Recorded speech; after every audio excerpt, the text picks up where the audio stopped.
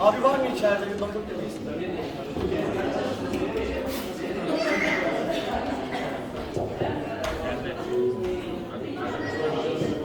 Kadınlar her zaman gibi önde. Sağlar 10 numara.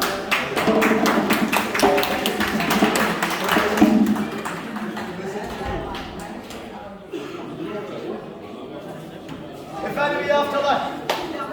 Buyurun güzel bir selamla başlayalım. Hazır. Ver gelsin.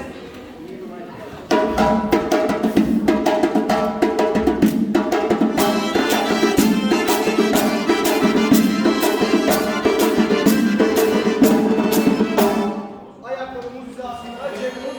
Ayaklar kaneler. Bırakın kafayı öne doğru. Sessizlik.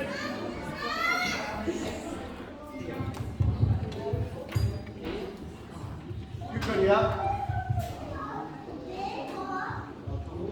Yatırdım sola doğru. Ben yalnız böyle. Sizin sıranız benim. Bunu ayarlayamıyorum bir türlü öğreneceğim. Diğer tarafa.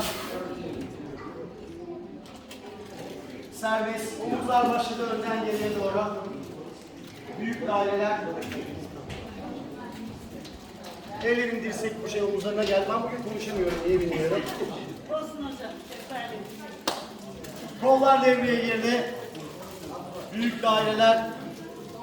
Обсуара запасарафа чеченца ялоп ара вечер сбой Tam tersini yapalım. маски грозные хонпи яна царазцо инженер царазцо адам их супа студент уерадзбит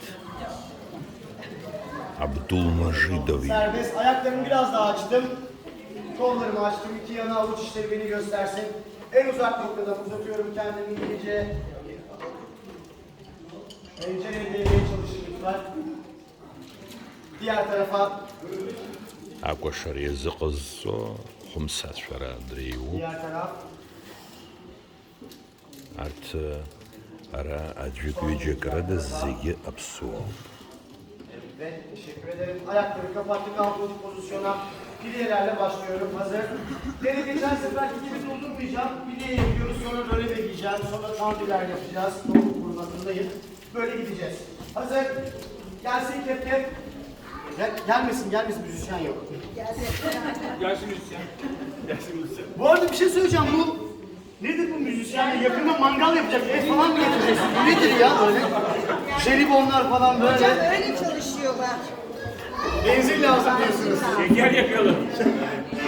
Buyurun. Bilyelerle başlıyoruz. Hazır. Ver gelsin.